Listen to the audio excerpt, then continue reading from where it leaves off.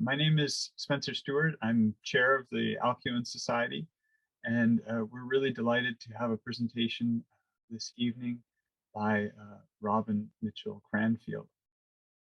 Just a little bit about the Society before we get underway today. I noticed there were some new names in the registration, and so welcome. The Society itself was founded in 1965. And the Alcuin Society is the only nonprofit organization in Canada that's dedicated to the entire range of interests relating to books and reading. And we achieve this through a variety of different ways. Amphora, the Society's journal, is published 3 times per year and covers topics that include authorship, publishing, book design, book production, book history, typography, type design, printing, binding, you name it, paper making, all sorts of topics. We also further our aims through engaging in educational activities, such as the event that you'll be attending this evening. Also exhibitions and a variety of other events connected with institutions across the country. The Alcuin Society's annual awards for the excellence in book design is another way in which we engage with bookmaking across the country. And it's one of the only competitions of its kind that recognizes and celebrates the art of the book and book design in Canada. Winners of this award go on to represent the nation at the international exhibitions and competitions at Frankfurt, as well as Leipzig, their book fairs that they hold there annually. And the Society also offers the Robert R. Reed Award and Medal to recognize lifetime achievement as well as extraordinary contributions to the book arts in Canada. So there's lots to keep an eye on. And at the end of the evening, I will also mention some events that we have coming up. If you are not a member of the Society, we encourage you to visit our site and consider becoming a member today. And we thank you again very much for being here. As always, this is an event that could not have happened without Gina Page and her programming direction for the Society, as well as the person who will be doing the introductions tonight, Natalie Davidovich, who engages with a lot of the graphic design as well as the social media components of these various events. So with that, I will hand it over to Natalie. And again, thank you both very much for taking the time, and thank you all for being here. Have a great time, and we will open it up to conversation afterwards. If you have any questions, please put it into the chat, and I'll make sure that we get to them at the end of Robin's presentation. Thank you so much, Spencer. It's a pleasure to be here tonight, and I'm super happy to introduce to you tonight a print and a book designer, an illustrator, and a design teacher, Robin Mitchell Cranfield. Her work has been recognized by the Alcuin Society and the American Institute of Graphic Arts. Her book about patterns in nature, called Wings, Waves and Webs, is set to be released in 2023 by the Greystone Books. Robin teaches typography at Emily Carr University of Arts and Design and has addressed the Adobe Max Education Summit on the future of digital publishing. Inspired by design educators like Bruno Munari and Kenya Hara, whom is best known as an art director of Muji, she gives public talks on typography and seeks to foster consilience between communication design and print culture communities. Some of you might remember her previous Alcuin talk from 2018 titled How to Talk About Type. She also hosts a beautiful podcast called The Book Unfolded, and it is about the changing form of the book, and I will share the link to it in a Zoom chat later. Robin is currently completing her graduate degree in English at Simon Fraser University with a focus on print culture and modern typography, with the support from the Social Sciences and Humanities Research Council of Canada. It's a pleasure to have you here tonight, Robin.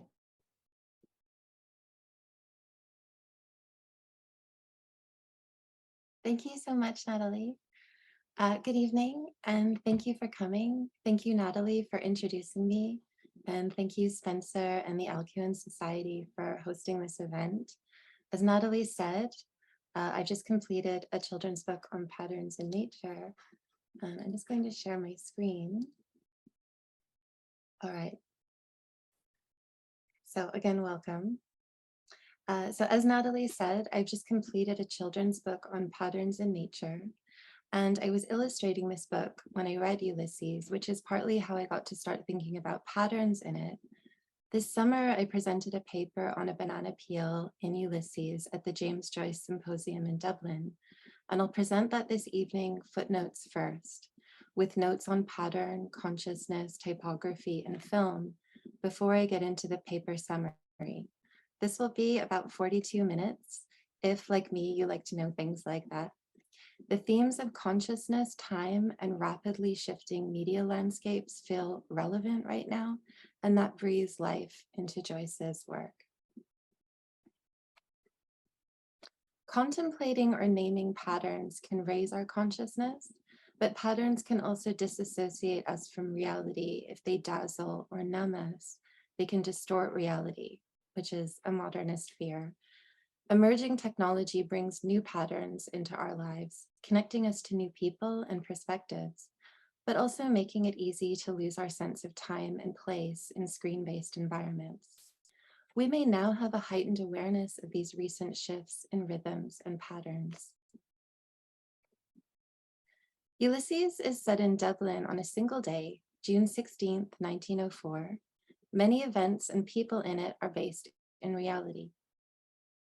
Cities are sites for unexpected collisions and juxtapositions, allowing a storyteller like Joyce to play with the synchronous nature of the cityscape, building suspense or provoking shock or relief in their audience.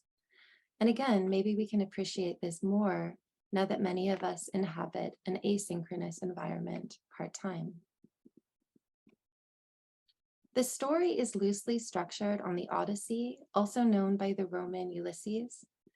Joyce was inspired by his childhood edition by Charles Lamb.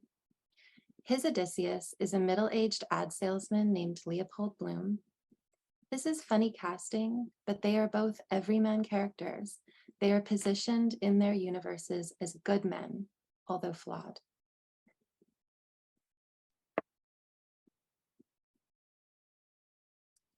The Odyssean Sea on the left is wine dark and beautiful and mysterious.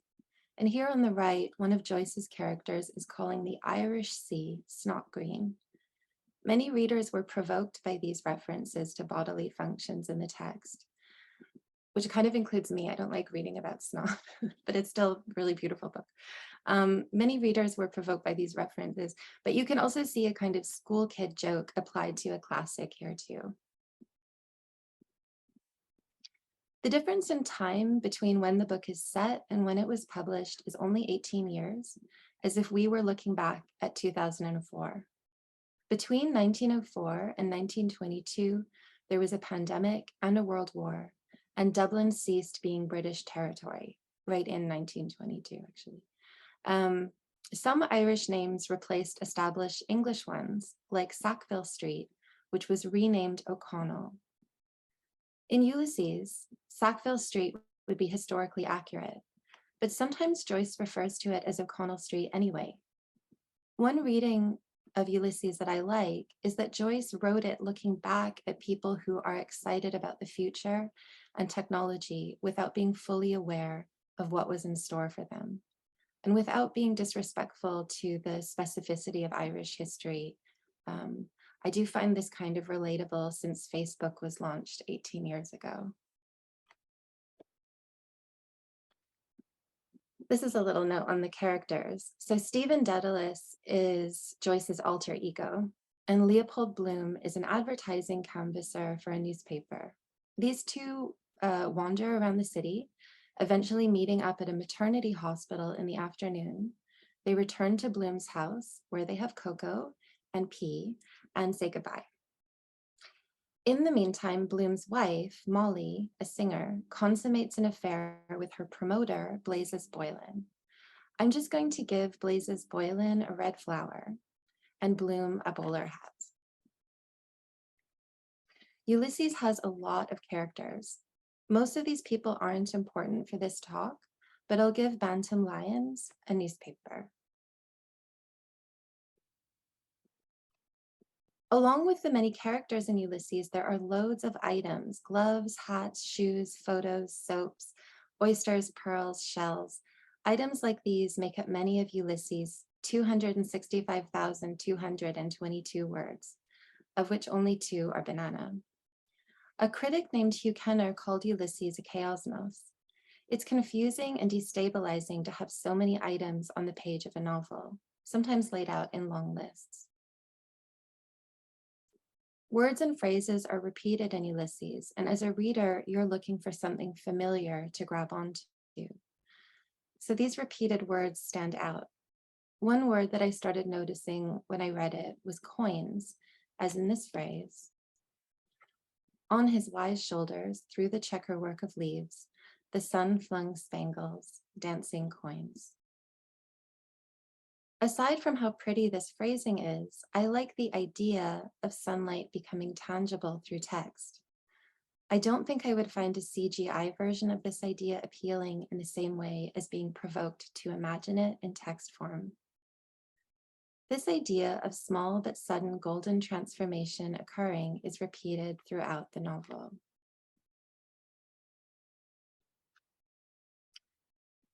Kenner argued that Joyce used his understanding of text in its printed form to tell his story, calling him the comedian of the inventory. Joyce is able to reference specific events and places because he has access to things like maps and city plans and newspapers, and he uses these to weave fine strands of reality into his story. Joyce also drops text conventions, including punctuation marks. But he keeps page numbers, and these allow the reader to flip back to earlier parts of the book to revisit previously overlooked details in the text. This is something that Kenner argues a person listening to Homer's Odyssey could not do. Okay, so Bloom carries a potato in his pocket, which is mentioned briefly early in the novel. But it's not until many pages later that a reader might realize it is significant in some way, and they can flip back hundreds of pages to take another look at it. I'm not going to get into the potato other than to say there's an hour-long podcast about it that you can Google, and this potato itself has rave reviews from The Guardian. Kenner claims that once an item is introduced, it must be fully accounted for. And sure enough, the banana that was not in its peel in episode 10 is accounted for by the end of the book. So in such a dense and fragmented information environment, you start to really see the value of symbols. Even if you don't remember the name of the guy with the flower or what his role was, you recognize his symbol, and that provides a stable point of focus. Blazes Boylan's red flower makes him easy to spot in confusing passages of text, too. Chaotic environments seem like they would be ripe for new ideas to break through, but what we can see here is that this environment may have a bias towards recursive structures. Already known things like Greek gods or brand names have an easier time standing out in a chaotic environment, being built upon and understood. Repetition over time is a means to access the onlooker's consciousness, which advertising professionals, including Bloom, use to effect.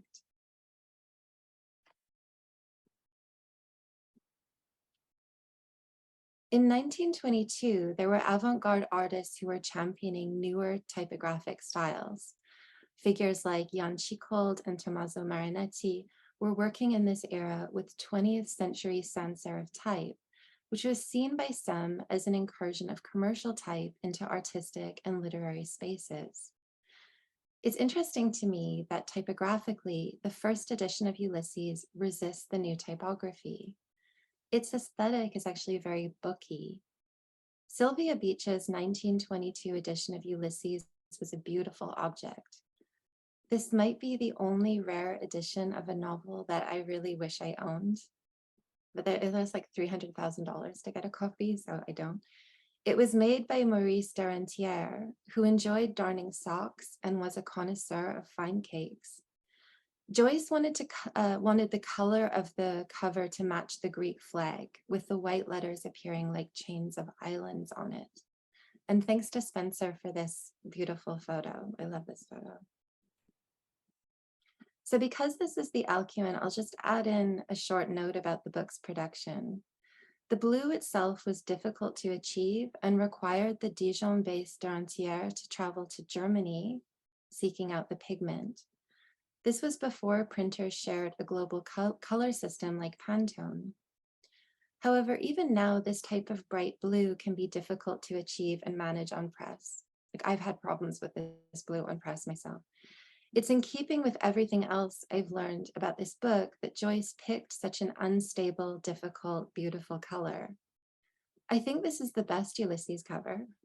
And actually, one of the reasons I felt confused about Ulysses originally is that I found the cover so inviting and the text so hostile.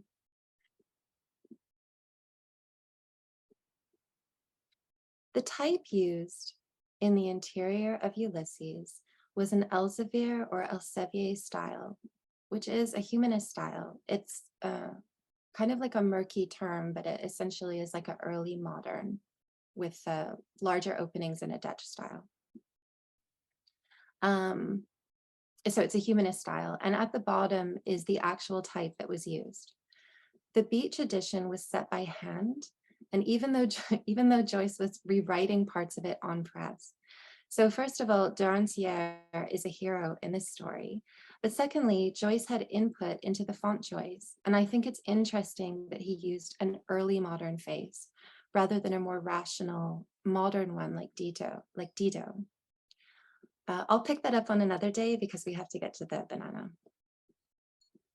Okay, so as Kenner said, Joyce was working with all of these print resources in place, but there were other media coming up. Here is a still, oh no, didn't move it forward. Here is a still of people leaving a church in Dublin in 1902. This is congregation leaving Jesuit church.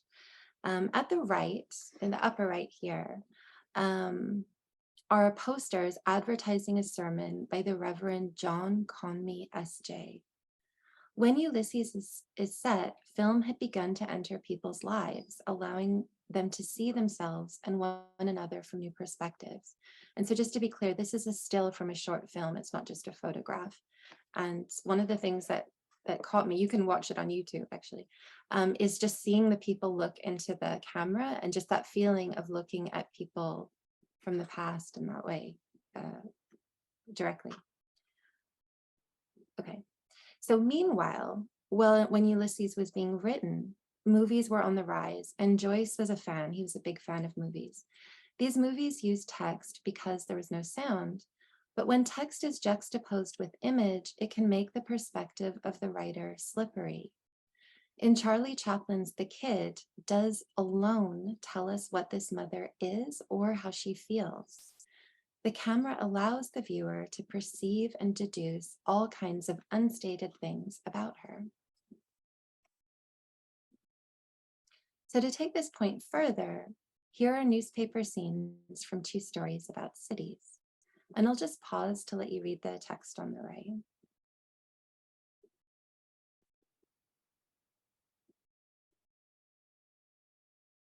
So at the right is a snippet of conversation that occurs between a man named McCoy and Bloom, while Bloom is reading a newspaper.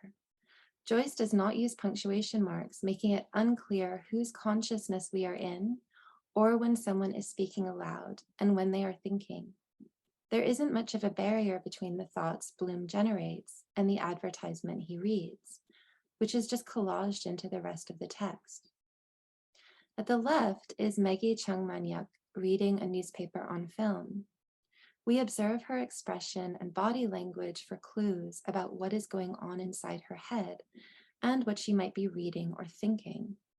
I don't know if you've seen the film, but there's a journalist and she might be in love, and it's a very good film. Film lets us observe an action, but Joyce makes full use of writing's ability to let us inside that action. Importantly, the writer has a particular control over the sequence in which we observe things in a scene. So this brings us to Wandering Rocks, the 10th episode of Ulysses, which is often described as cinematic and precisely and mechanically organized. This episode is a series of 19 vignettes, often involving obscure characters who cross paths with one another. Critic Harry Blamires called Wandering Rocks a small-scale labyrinth and a miniature of the whole of Ulysses. It begins from the perspective of Reverend John Conmee, S.J., who suddenly drops into the book. And just before I go to the next slide, I just wanted to say one thing I thought that was interesting when I saw this. I think with these really generous margins and just the look of the page, I read this in a much lighter and friendlier tone than I read my copy, which has no margins. Okay. So as you might have noticed, the challenge of Ulysses is just how many details it has. So to zoom through this part, I'm going to borrow an illustration to map out an incident, with apologies to Roman Muradov. Thank you to him for this fantastic illustration. In Wandering Rocks, Dublin is the city beautiful after Houseman, providing a stage for characters to observe one another, gossip about one another, and present themselves in their finery. All kinds of things circulate through the space, including jokes and gossip. Now, just as an aside, a couple of scholars have tried to make the case that Bloom is based on Chaplin. For my part, during Wandering Rocks, I actually kept thinking about the Muppets.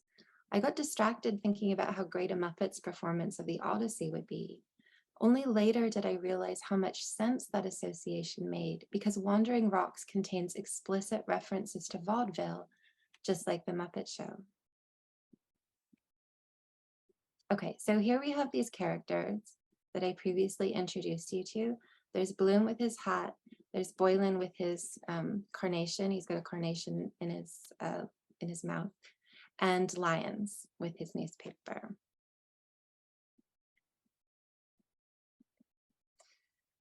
Okay, so this incident, the incident of Throwaway, is based on an upset that occurred at Ascot in 1904, in which the long shot Throwaway beat Scepter, who was the favorite to win. And in fact, these are them. And this Scepter here, this is from an oil painting of him from his Wikipedia page. So I guess he was quite a big deal. Anyway, this is the story of the Throwaway. And this is a joke that plays out over several episodes. So at 11 a.m., and I don't know if you can see my cursor very well, but 11 a.m., Bloom offers to let Bantam Lyons take his newspaper, saying he was just going to, quote, throw it away. Lyons, knowing that Bloom works for a newspaper, thinks he has gotten an inside tip to bet on the long shot at a horse race. He runs to the betting shop, bumping into a journalist named Lenehan, who is going in the same direction. Lenehan covers horse races and knows Scepter is the favorite, so he rejects the tip Bantam tries to pass on to him. After placing the bet, Lenehan joins his friend McCoy and promises to tell him a joke, and he gossips to him about Bloom, Leopold Bloom, and his wife Molly. So that's the first part of this incident. Meanwhile, Blazes Boylan arranges to send Molly some fruit by tram. He gets a red flower from the fruit shop, which he carries around with him, making him easy to spot in the text. And he's not really a part of the joke so much as he's an important part of the incidents that I'm talking about. So that's what he's up to. Okay, so he's got his red flower and he's sending his fruit, and he's also kind of really hitting on the girl, the woman he's buying them from, and squeezing the peaches and the tomatoes and stuff. So it's saucy. All right. And then Bloom has no idea that he gave a betting tip to Bantam Lyons. And as he wanders around, he passes a young man selling, or a young person selling yellow candies, who presses a misshapen one into Bloom's hand, calling it a throwaway. So these are all candies pineapple rock and butterscotch and so on. So Bloom gave away a throwaway, and shortly after, a replacement was pressed into his hand. Then he shows up in Wandering Rocks at a used bookshop where he buys an erotic book called Sweets of Sin for his wife, Molly. Oops. Okay, and while McCoy is waiting for Lenehan, he notices a banana peel outside a pub and tidies it into the gutter so no one will slip on it. That's here. So we don't know who ate the banana. Now, when I read this, what I wanted to know was why there's a banana peel in front of so many good candidates and it gets tidied off stage, so to speak, without any of them paying off the setup. The incident is showcased, and looking into this required me to look through all kinds of things: the history of agriculture in Ireland, the meanings attached to the color yellow, the history of banana marketing, dental health in Ireland, civic planning, the history of vaudeville and racialized comic tropes, the history of Paris. I watched Chaplin's films and read the Odyssey, and on and on and on. And don't worry, I won't go into most of it because that would take hours. But as an inventoried reading experience, first of all, in reflecting Joyce's fragmented text and following chains of association he lays out. And secondly, this experience is a lot like something many of us do now, which is to go down rabbit holes online. It's a reading experience which is unique to each of us, but we travel down shared pathways. It's also uniquely hard to share with another person. And it can make you sound a bit like this. So, okay, this is the tough job that Joyce gives a person. This is a meme of a conspiracy theorist, in case that wasn't clear. So this is the tough job that Joyce gives me and other people. He arranges thousands of minor incidents and you have to make something of them. So originally I was going to try to prove that this banana peel is a specific reference to a 1915 Chaplin film called By the Sea, but I gave that up to try something else. And even if I do come across a bit like this, please remember Bloom's potato. As Kenner had said about that, Ulysses is full of trivial items that carry some meaning when seen in retrospect. And I'm going to use the banana peel incident to look deeper into that, especially with respect to the relationship between memory, juxtaposition, time, and consciousness. So I'm going to transition now away from the notes and into the paper presentation itself. I'm going to begin with a quote from Henri Bergson. "Doubtless a fall is always a fall, but it is one thing to tumble into a well because you are looking anywhere but in front of you.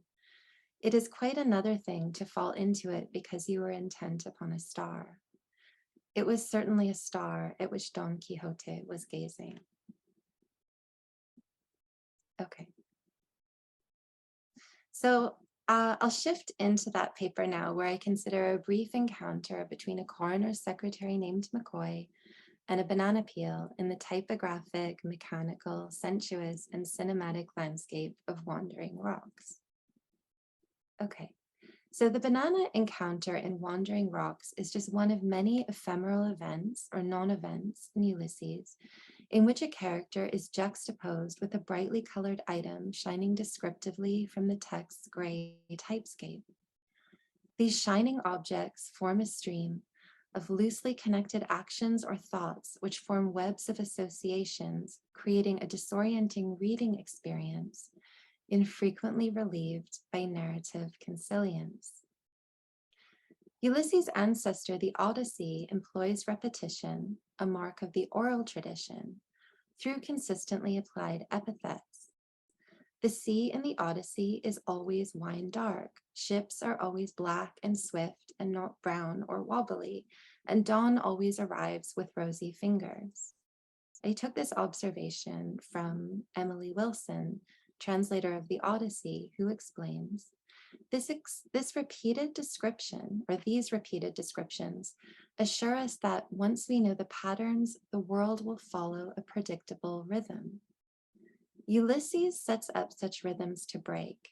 The sea in Ulysses is wine dark, but other times not green, or hair or stones are instead wine dark. Some oysters are red bank or red space bank, others simply oysters or even oilsters. This broken rhythm draws attention to itself using its typographic structure to do so. Joyce is not only conscious of writing, he is conscious of typography. Discovered after Ulysses was written, fractals depart from a Euclidean understanding of structure, providing an image of dynamic systems, chaos, and infinity.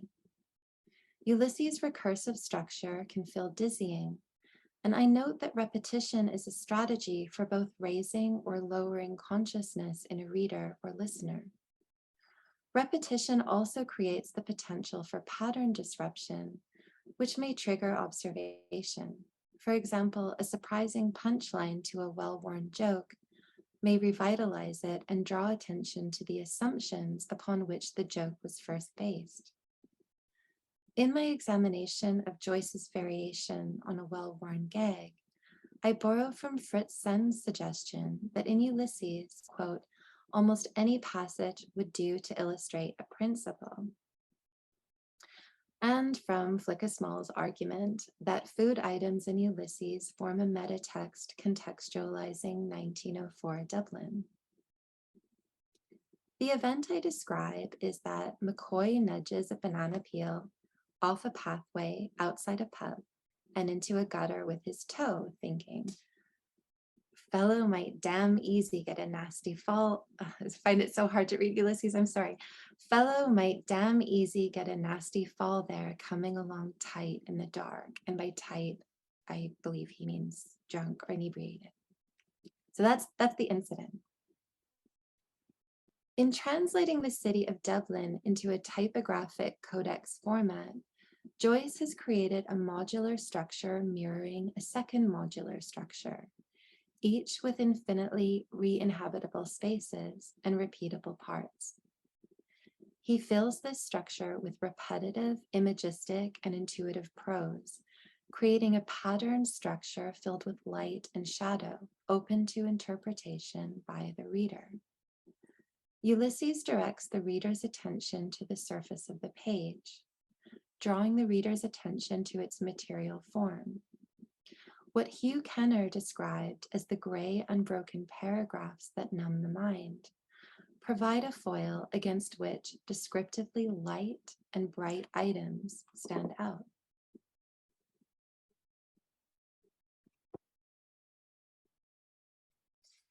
Kenner described Ulysses as both a printed cosmos and an Eisensteinian universe.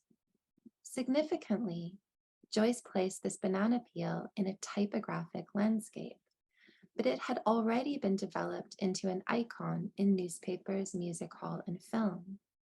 Similarly, Wandering Rocks has cinematic qualities, but it also contains a galaxy of supplementary printed material, which includes newsprint and a poster of music hall star Marie Kendall. And as we saw in the still of that film, the Victorian city or the early modern city is a typographic environment. So the 20th century cityscape was made up of fragments of randomly juxtaposed, asynchronously produced text combined with images and icons, the emerging language of advertising. In Wandering Rocks, commercial ephemeral papers are laid over stones which are witness to longer cycles of history. Somewhere in Joyce's printed city, as in any modern cityscape, is a banana peel lying on the ground.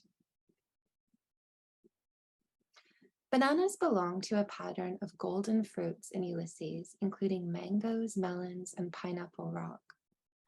But the banana was marketed to working class consumers, costing it the exotic allure of these other exotic fruits. And its peel is part of a pattern of food waste in Ulysses, such as cabbage leaves or orange peels.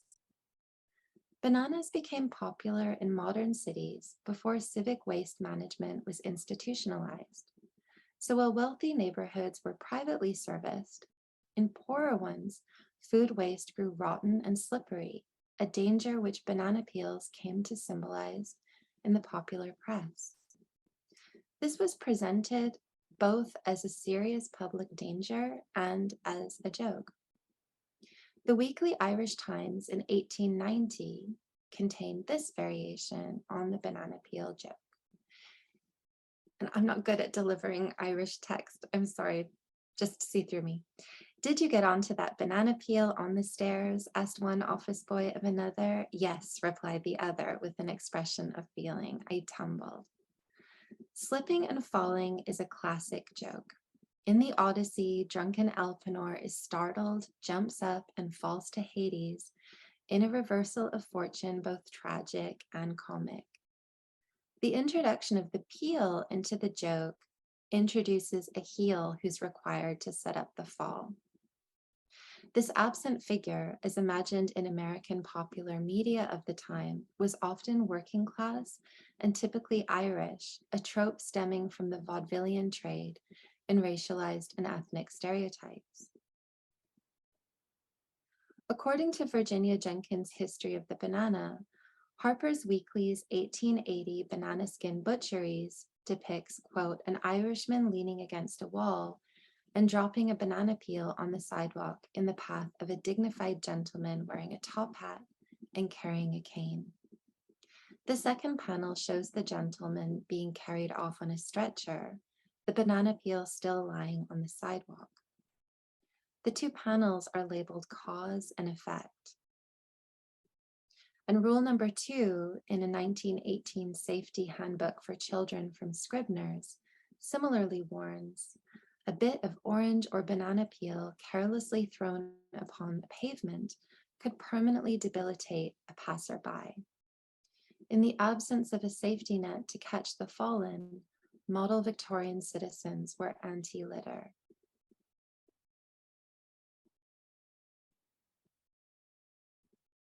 These comic depictions of high-class dupes slipping on banana peels were published on both sides of the Atlantic in 1883 and 1917. Wandering Rocks is full of similar figures, such as a hurried professor of dancing wearing canary yellow gloves. Banana peels, with their easily recognizable shape and color, worked well in visual media. And of course, the color is not necessarily visible here, but in some comic strips it was, and on a vaudeville stage it certainly would be. So it worked well in visual media. And as an icon, the peel is able to represent to an audience not only a coming fall, but also the temporal trajectory within which the fall occurs. Its presence brings suspense. In 1909, Variety declared the banana peel joke played out. But it was on the cusp of revival in Charlie Chaplin's By the Sea. When Chaplin slips and falls on a banana peel here in 1915, the viewer is enjoying a familiar joke. Chaplin slips on his own peel, subverting the trope, and translates print and the music hall into film. Meanwhile, Joyce was translating image and performance into text. In each case, the banana peel functions as a symbol whose meaning was almost logographic. Father John Conmee S.J. walks through Wandering Rock's sweet and starry landscape in a confident, deliberate rhythm, while jaunty Blazes Boylan marches through it with a red carnation between his lips, squeezing peaches and singing a song. Either character is an ideal candidate to cross paths with the banana peel. But Joyce subverts this potential, as the peel is already tidied away when he makes the reader aware of it. Joyce uses text's ability to conceal items until they have been described by the writer to full advantage, denying the reading audience any pleasure of anticipation upon its appearance.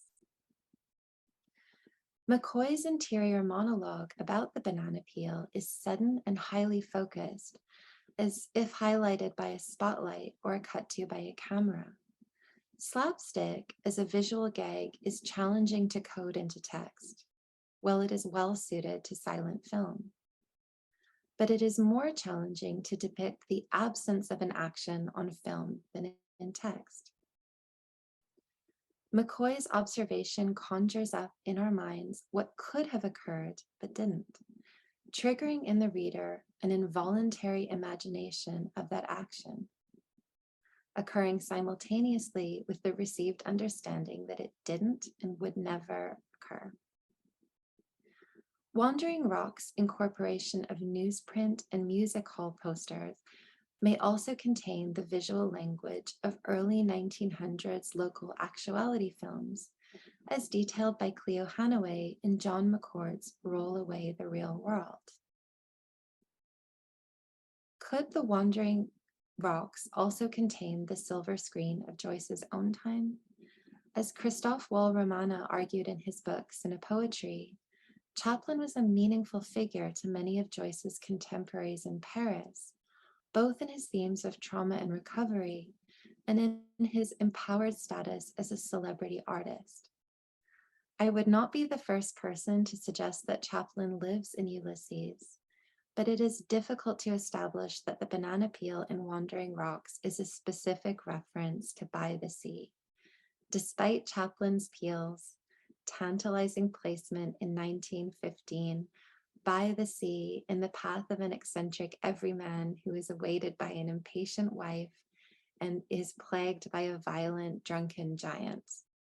I will not explore here further By the Sea's potential relationship to Ulysses. I did wind up writing about that though, but what's easier to establish is that Chaplin's vernacular contained vaudeville and newsprint already. So whether Joyce consciously referenced Chaplin or not, this banana peel arrives in Ulysses by the same tributaries. I do juxtapose Chaplin's inability to encounter a banana peel without slipping on it with McCoy's sober resistance to such a setup. Immediately after McCoy's private banana thought, his companion Lenehan returns from placing a bet on a horse, offering to tell him a damn good joke about comets with long tails. The joke pertains both to Molly's allure and Bloom's potency, and I believe it's rooted in stock Victorian wordplay on fallen women as falling stars, women who die by suicide, by jumping off bridges after falling pregnant. The long tail in this case would be the titillating backstory of the stars' seduction and inevitable fall. In the following episode, Lenehan continues this theme, asking, did she fall or was she pushed? Like the banana peel trope, the falling star is framed in the popular Victorian imagination as an urban morality tale, when in reality it's a manifestation of conditions springing from poverty and circumstance. The narratives of these jokes serve to distract the listener from starker realities.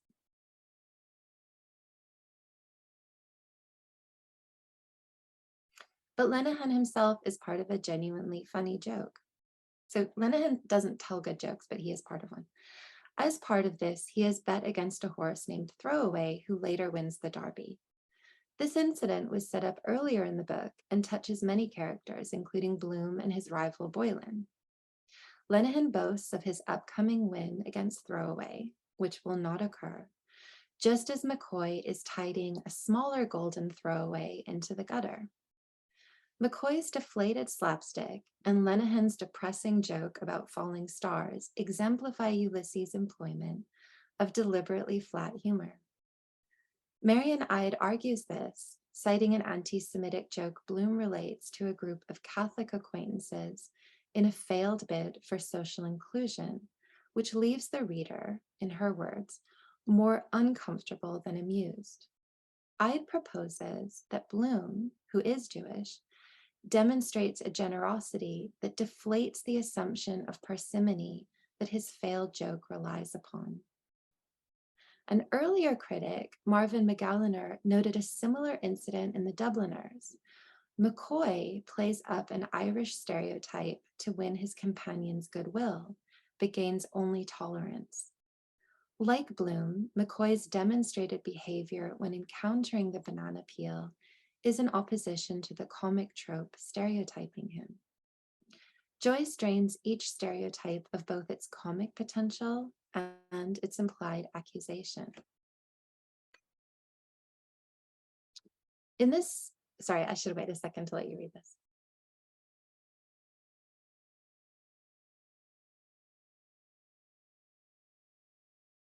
Okay. So in this segment from a Tintin comic strip from 1929, a Soviet character attempts to use a banana peel to knock Tintin from an upright position.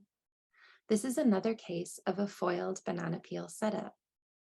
Marian Ide's analysis of Joyce's flat humor borrows from Henri Bergson's notion of the comic, which is nicely illustrated by this Tintin strip. While Chaplin had removed the careless antagonist from the banana peel gag, Tintin not only reintroduces the peel dropper as a villain, but ascribes malicious intentions to this figure and punishes him by making him the butt of the joke in the end. Bergson argues that falling triggers laughter, both because the fall is involuntary, revealing the person's disconnect from their surroundings, and because it betrays an inelasticity, which may potentially reveal a further social inelasticity. Social inelasticity signals eccentric or subversive qualities, which are then corrected by laughter from the group. Bloom's failure to be part of the group, with the failed joke he made, marks his eccentricity, but Ulysses celebrates this eccentricity. And Bloom's ability to recover, like Chaplin's, relies on an elasticity of character he demonstrates in response to provocation. When Bloom is confronted by derision, he slips past without returning it, his humanity and humor intact. Like McCoy, perhaps, he disrupts cycles of violence. McCoy is sober, he is grounded in Dublin. I contrast his thoughts with Stephen Dedalus' free-flowing lemon-flavored daydreams of Paris in Proteus, which exemplify Flicka Small's observation that food items provide characters with a fantastical means of escaping reality. Small also references Bloom's daydreams of tending to olive and orange orchards in Ithaca, through which he temporarily escapes as well. McCoy resists such daydreams. He resists being carried away by a fruitless golden peel. Like Ide, Mary Ann Gillies is interested in a Bergsonian analysis of Joyce, but her focus is on time. And I'll just say here, Mary Ann Gillies taught me the course where I began to read Ulysses. I'm very grateful to her. Gillies builds on Maurice Beja's notion of retrospective epiphany, an occasion in which an event arouses no special impression when it occurs, but produces a sudden sensation of new awareness when it is recalled at some future time. As an example of this, Gillies references a story in Joyce's Dubliners called A Little Cloud, about a frustrated writer named Chandler. Describing Chandler's feelings of unfulfillment when his son's crying interrupts his reading, Gillies remarks, quote, "His past is bathed in a golden glow, especially now that he realizes how unhappy he is." The cost of consciousness is sometimes pain. Chandler's encounter with his golden past is involuntary and painful, but it results in clarity. Gillies develops the argument that Joyce's characters experience retrospective epiphanies as a means to change, grow, and escape old patterns. With this in mind, I suggest that McCoy can be seen not only as a virtuous Victorian guardian of public safety who protects his fellow citizens from pain and embarrassment, but also one who protects them from consciousness and reward. His friend Lenehan's boast that he has rejected a betting tip on the winning horse Throwaway following the banana tidying event suggests this simultaneous interpretation. I again contrast McCoy's action with Stephen Dedalus's when he walks along the edge of a cliff with closed eyes, reassuring himself, I am getting along quite nicely in the dark, shortly after famously expressing his desire to wake from the nightmare of history. In Ulysses, undercurrents of associations form a constant hum running under a slight narrative, and to inquire deeply about any one item described in its inventory, like a banana peel that's not stepped on, is to attune oneself to the frequency of that hum, to waken to it rather than tuning it out. In Wandering Rocks, coins are converted into paper. In Wandering Rocks, coins are converted into paper tickets and books and back again, and these circulate through the chapter, along with jokes, cold, small luxuries, and betting tips, each carrying the potential for transformation. A negated pratfall may be mapped onto larger cycles of history, as well as personal ones. To avoid slipping on Dublin's cobblestones may be a fractal of the terrible shipwreck Odysseus avoids against the wandering rocks of Bosphorus, for example. Variations on this disastrous theme precede and succeed the peel's appearance. My analysis of the banana is focused on the peel, but there is another reason a banana is comic, which is its shape. If we wonder where the banana that was in McCoy's peel appears in Joyce's inventory, I believe it is in Penelope, as Molly imagines a peel-less banana put to erotic purpose, but fears it might break. In a variation on Bergson, this invokes another type of involuntary fall from an erect position, which is potentially funny or not funny at all, depending upon perspective and context. An intimate risk, a personal tragedy, a private fear. Molly's unreliable banana appears not too far from a muscle which won't open, noted by Flicka Small. And so it links to other food-related trajectories in Ulysses related to fertility and sexuality, which includes Bloom's potato. The point is that these links and variations in scale provide the potential for both pathos and for humor and emphasize timing, risk, and context. I read in Joyce's text an embrace of the potential for a fall to the heavens, a paradoxical action which leaves a traveler seeing stars, moving forward through time and space internally, as well as in historical or geographic reality. Yeah, so many different points of entry to this discussion. I was thinking about, you were talking about Charlie Chaplin and this trying to tie it into Ulysses. Another Irish writer that people talk about and notice is that in Beckett's notebooks, he often would make little sketches or little doodles of Charlie Chaplin.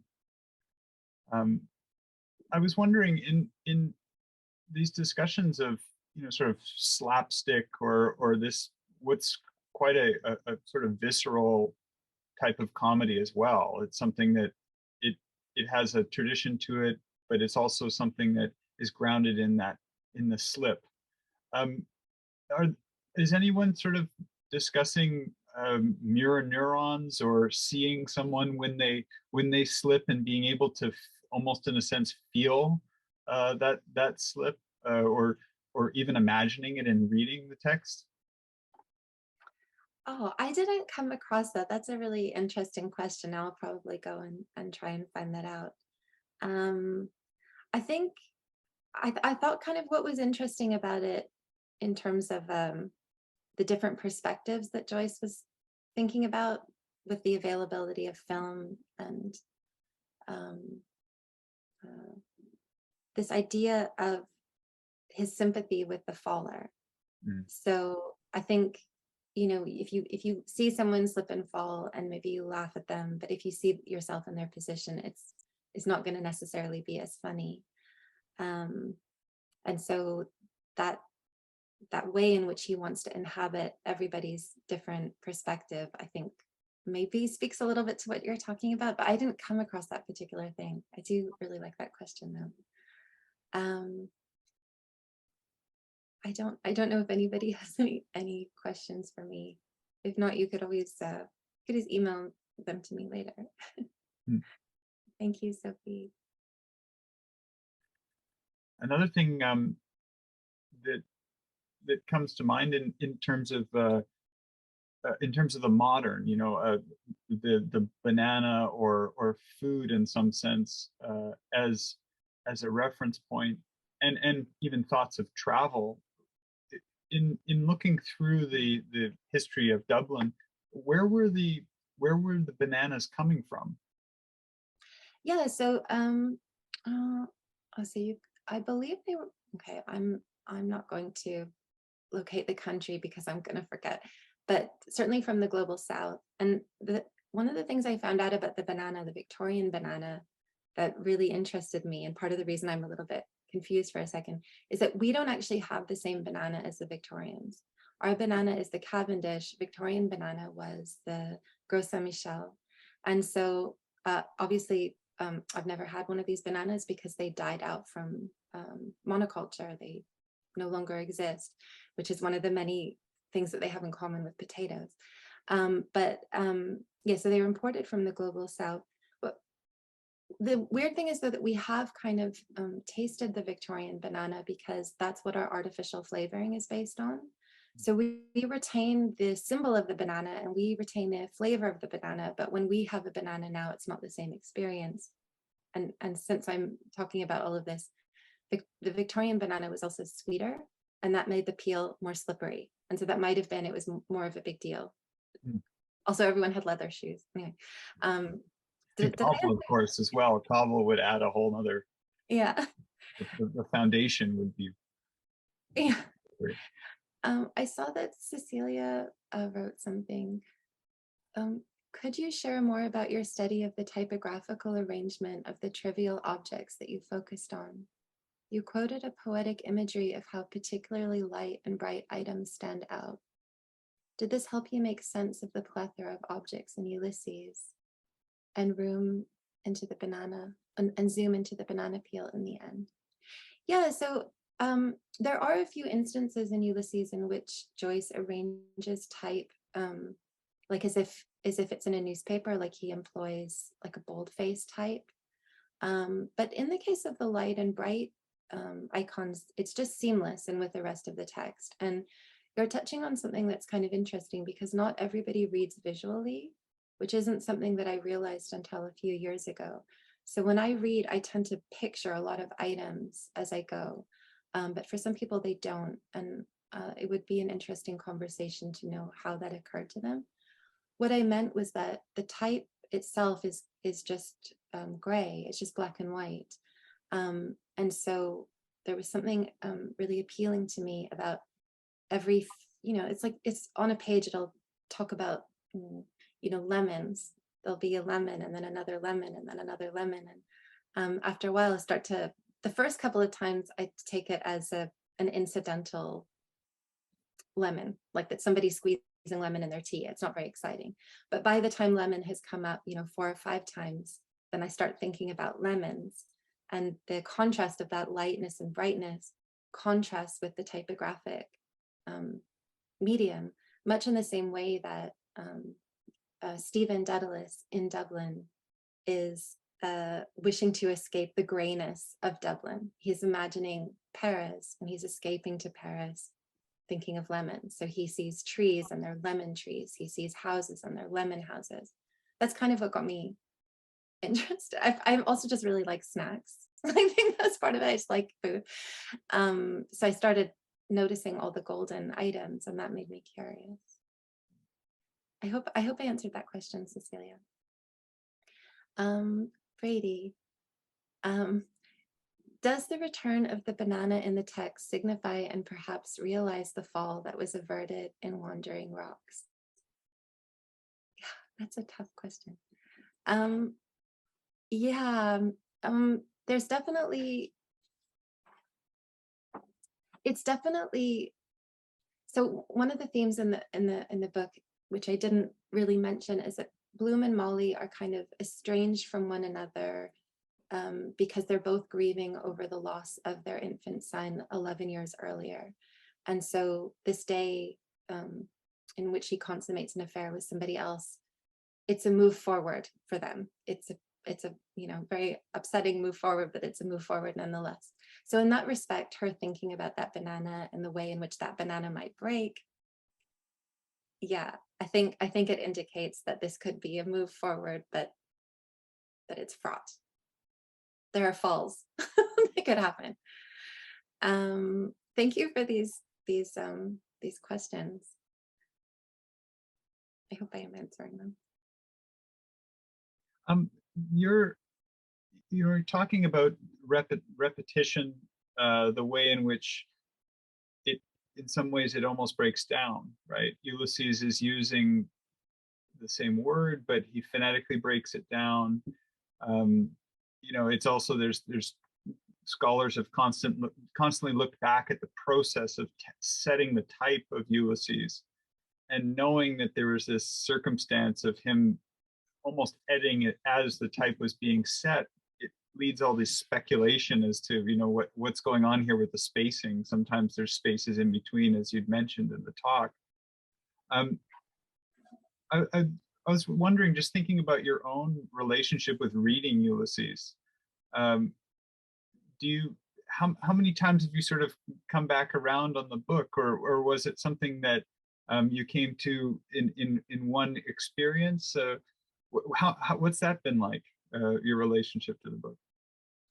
Yeah, that's okay. I really like that question, because this is something I kind of wanted to put in the talk, and then I cut it out because I didn't want to make the talk too long. But what you're talking about a little bit is like basically how a person reads Ulysses, like how to read Ulysses. Is that fair? Yeah, I would say so. I mean, there's courses on reading it, and then there's people that sometimes like, I sometimes, it's like this sheepishly admitting that they've tried it 4 times, but they haven't finished it. You hear it also with like Infinite Jest as well. It's kind of a similar thing. Yes. Yeah. I definitely have an answer to this, because I really thought about it a lot, especially because my, like many people, my concentration is much worse than it was 20 years ago. I used to casually read novels all the time, easy peasy, and now I find it can be a struggle. So, so there are 2 parts of this. I can't prove it, but I feel that if somebody had given me the Sylvia Beach version, that I would have settled into it better. So that the first time that I encountered Ulysses, I was a teenager, and I had a list of books that I thought a person should read before they were 20, which is like a very teen thing to do. And I was crossing them off, and I was going through them. And when I got to Ulysses, I got 4 or 5 pages in and was just like, I don't even know if I made it that far. I was just like, maybe this isn't really even a book to be read. So it was kind of, to me, because I identified myself largely as a reader at the time. I thought of myself as a reader. And so this, it hurt my sense of myself as a reader, I think. It's kind of like I showed up at a gym, like with like my headband and my weights or something, and there was like a dark room with an interpretive dancer or something. I just didn't know what I was supposed to be doing. But the funny thing about that incident is that I really remember everything about it clearly. I remember the library I was in. I remember what the floor was like. I remember lots of things about it. And so I think I was experiencing the way that the text kicks you out. It doesn't sort of let you hook your consciousness into somebody else and kind of go for a ride with them. Not that I'm not criticizing other books, but I just think it functions differently. But I thought at the time maybe it was kind of like an Andy Warhol film, that nobody was, or very few people are actually going to read it. It just was interesting that it existed. And then when Marianne Gillies gave us a handful of readings from it, like I can't remember if I said this, but I really hated it. I really, really hated it. The first episode, I hated a lot. But I was interested in the lemon houses. And then I was interested in the coins, the sunlight turning into coins. And so that kind of kept me in a little bit, but I wouldn't have read it if I didn't see the banana peel. When I saw the banana peel, I was like, well, what's the banana peel doing there? I started like Googling about bananas and Charlie Chaplin, and I found all these tributaries. And then that gave me one point of focus. So I read the book, and to get to, sorry, I'm kind of keeping this long, but what I did was I found a recording of it. There's a really good recording of it on iTunes that's put up by RTE, which is Ireland's public radio. And for some of the more difficult ones, like Penelope is really challenging. There's no punctuation in it at all. I would put on RTE, put it at 1.5 speed to keep up with to match my reading pace. And then I would read it listening at the same time. So I'd like physically read the book and listen to it, and that would lock me into it. And once I had read it, then it's easier to reread. It's just that first go, because you're just wondering the whole time what's going to happen. Once that suspense is gone, it's much easier to get back into the text. So if a person wanted to do it, I would say once a week, you could do 1 episode and you could try that method. And I don't necessarily believe in cheating as like, I think however you read something is how you read.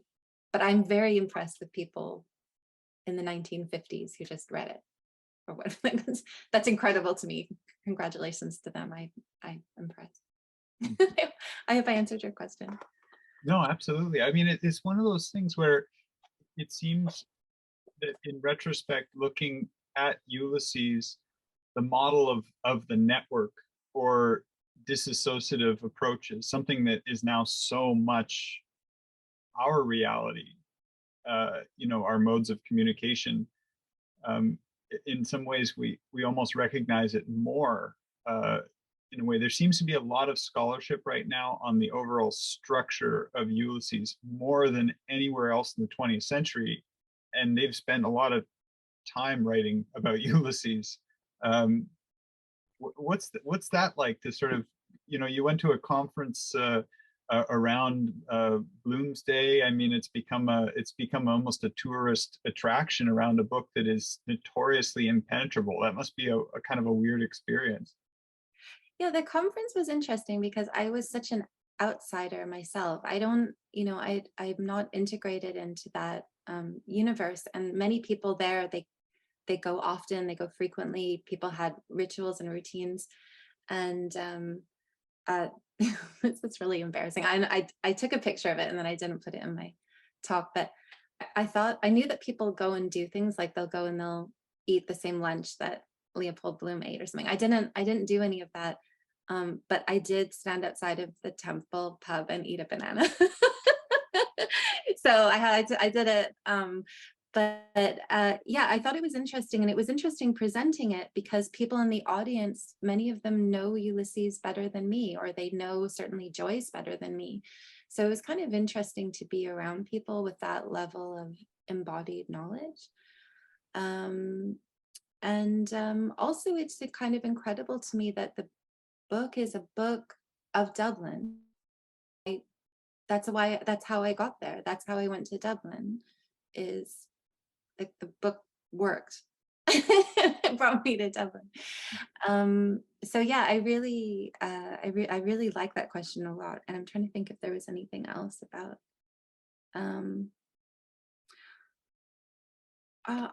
I think the sky is something that doesn't necessarily translate in any way but to be there. So when I was in Ireland, one of the main things I noticed was how beautiful the sky was.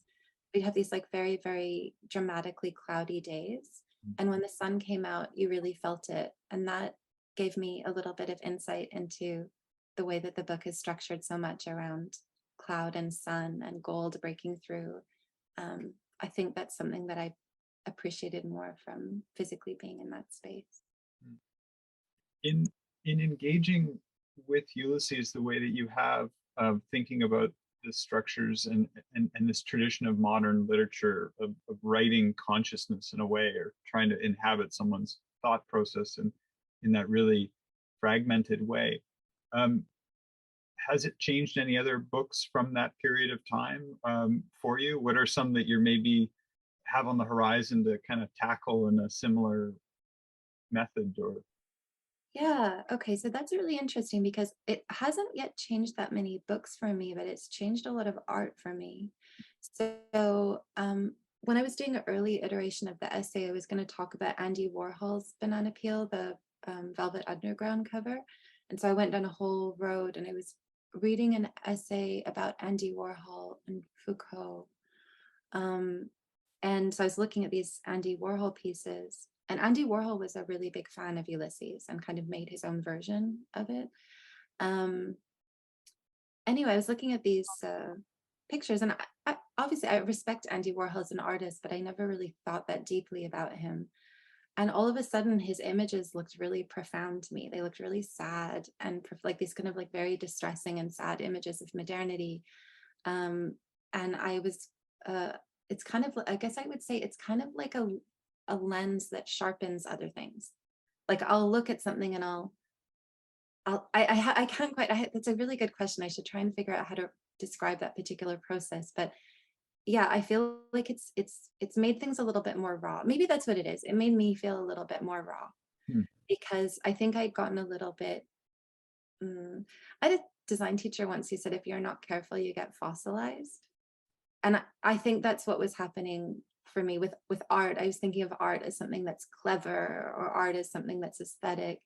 And the book really moved me. Like I wasn't expecting to be moved. So I like wander around crying about language or something.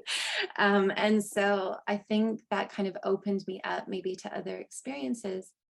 And I think the figure of Leopold Bloom as an eccentric, like that lens on him as somebody who is lonely and an outsider, that carries a lot of resonance, I think, for any reader. Like reading is a very intimate experience that you have with this figure who's very likely dead, but it's very close. But at the same time, like you can read with other people, but it's very often a solitary thing. One of the rabbit holes that I went down preparing this presentation was actually on the Elsevier foundry, where the Elsevier type was originally produced, which is in Holland. And their logo is, or not their logo, Spencer, help me, thank you, is a tree with a hermit underneath it. And then there's a banner that says non solus, not alone.